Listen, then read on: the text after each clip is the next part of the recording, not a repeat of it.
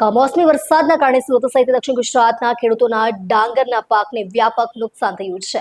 આ પરિસ્થિતિને ધ્યાનમાં લઈને મુખ્યમંત્રી શ્રી ભૂપેન્દ્ર પટેલ દ્વારા તમામ મંત્રીઓ અને ધારાસભ્યોને તેમના વિસ્તારોમાં સર્વેક્ષણ કરવાના આદેશ આપવામાં આવ્યા છે, જેને પગલે સુરત સર્કિટ હાઉસ ખાતે પૂર્વ મંત્રી મુકેશ પટેલે ખેડૂત આગેવાનો સાથે બેઠક યોજી હતી।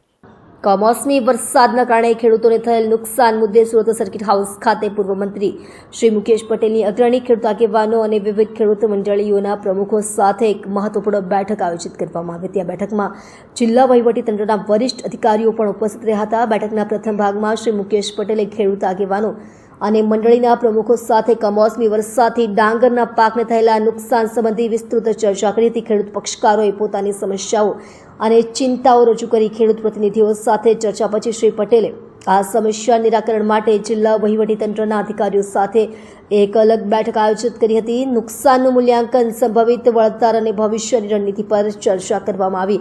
આ બેઠકને ખેડૂતોના નુકસાનની ગંભીરતા અને ધ્યાનમાં લેતા હસ્તક્ષેપનું એક મહત્વપૂર્ણ પગલું ગણવામાં આવી રહ્યું છે।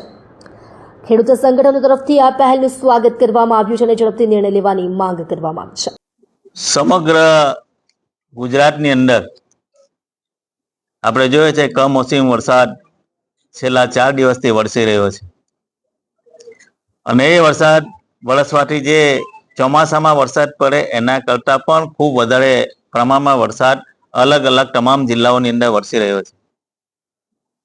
અમારા ગુજરાતના મુખ્યમંત્રી શ્રી ભૂપેન્દ્રભાઈ પટેલ સાહેબે છેલ્લા 2 દિવસથી તમામ મંત્રીશ્રીઓને અલગ અલગ જિલ્લાઓમાં જ્યાં વરસાદ વધારે થયો તે જિલ્લાઓમાં સમીક્ષા કરવા માટે એમને મોકલ્યા હતા।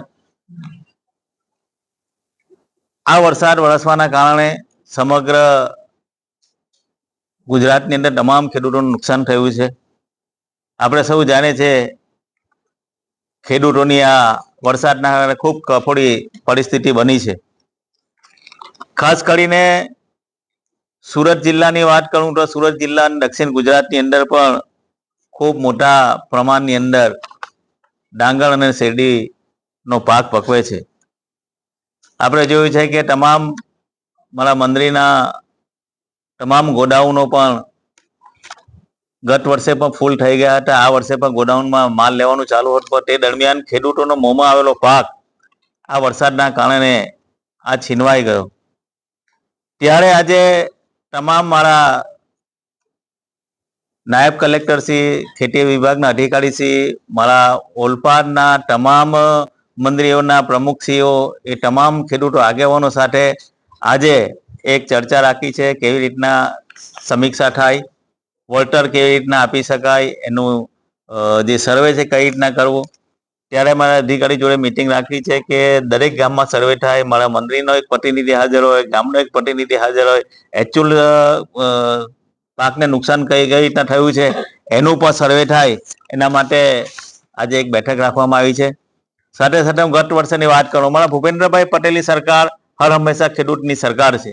ગત વર્ષે ભાઈ આપણે જોયું છે કે 24-25 ની અંદર ઓક્ટોબર નવેમ્બરની અંદર વરસાદ થયો હતો। આવી સિઝન હતી। આ સિઝન દરમિયાન તમામ અમુક જિલ્લાઓની અંદર વરસાદ પડવાથી લગભગ ખૂબ નુકસાન આ સમયે થયું હતું। ત્યારે હું સમગ્ર સુરત જિલ્લાની અંદર લગભગ શેરડી અને તમામ અન્ય પાકો મળીને લગભગ 1,15,000 હેક્ટર જેટલું ગત વર્ષે 24-25 ની અંદર વાવેતર થયું હતું અને એની અંદર પણ લગભગ 46,721 હેક્ટર જેવું ડાંગર હતું।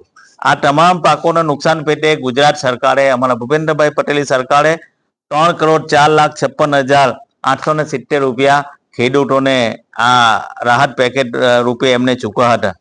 આ વખતેની વાત કરીએ તો આ વખતે પણ ખૂબ બધું નુકસાન થયું છે અને ગત વર્ષેની હું ઓલપાની વાત કરું તો લગભગ